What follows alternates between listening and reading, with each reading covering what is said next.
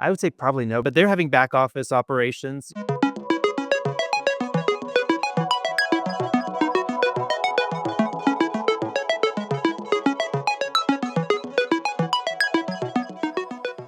Any industries that haven't been or won't be really affected by AI, maybe in the short term. I mean, Right. This is the big question because people are pretty hesitant, like, what does this mean? What am I going to do?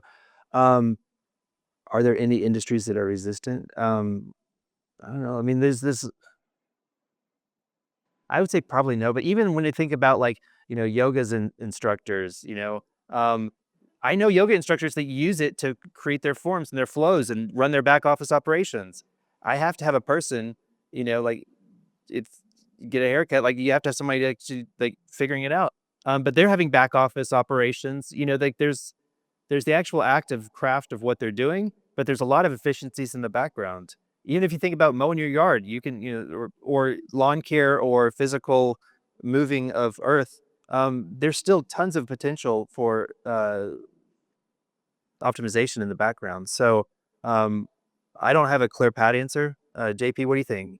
there's a conversation about is the design thinker, is the engineer, is the product manager, who's going to be in charge in the future? And I don't think it's any one of them. I think that, again, it goes back to what does it mean to be human, which sounds like this super obscure concept. But I'll tell you, to close it out, I took a Uber to the airport last week, and the guy had come in from Turkey 14 years ago. And he said, I've struggled being able to get any other job than being a driver. I said, what is your thoughts on Waymo? He said, I don't think I will have this as an opportunity for a job within less than 5 years, because he's like, it doesn't make any sense. But he, at the same time, he's like, I'm much older. It's hard for me to figure out what to do next. So I literally, this is like just from the office here to the airport. So we did a skills inventory. It's like, what are the things that you want to do? What are the, he's like, I would like to have a small business where I can kind of control it. Um, we went through plumbing, electrician, because we talked about he's not good at these tools. And then he said, I'm not good at math. And so I went with Gemini on this one. And I said, well, do you know driving? And then we found out he had a commercial license for driving big trucks. And then he said, but I can't afford to do the thing to get that. And I was like, well, do you have a truck, like a bigger truck at home? And he said he has. And then we came up with Gemini that if you have a 3-car tow truck where you can transport vehicles from point A to point B. So like you pick up brand new cars, you transport to say Florida. And then it literally came up, here's CarMax, here's the 3 people that you need to contact.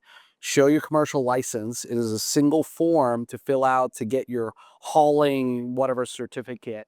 And you can do this. I think even that person who's no formal education, who's been a driver, can be empowered by. But again, it goes back to, can you ask questions? Right. If you don't have the ability to ask questions and have that thought discourse, then it's going to be really hard to use these tools, because then if you don't even have the ability to ask questions, which sounds like a basic thing, but it's really hard to ask questions. I think it's really more mindset than everything. I don't think you teaching me how to do prompt optimization on the latest LLM is going to solve the problem. I think it's more, you said therapy, it's really how do you think about the problem and think about these solutions and think about how does that affect the job to create that productivity function, as opposed to being like, oh shit, I'm getting behind, which we're all behind, just to be clear. There's nobody who's ahead. And the inventors of these technologies are behind too. So it's like, if you got, I'm sure plenty of people play video games here. Trust me, the inventor who came up with that game is nowhere near as good as you are at playing that game, right? And that's kind of how this environment is. I like playing the game, but I also know that I'm not going to be the best at the game either.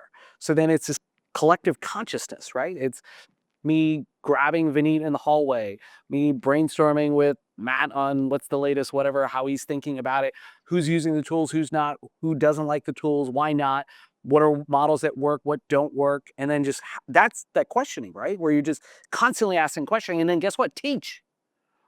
anybody can teach in the entire company, right? Whether it's Pavan teaching some chess class, or just, hey, Claude 4.6 came out, and I was showing Michael and Mike and a few other people just, hey, here's some ideas of what you can do now with the plugins on Claude.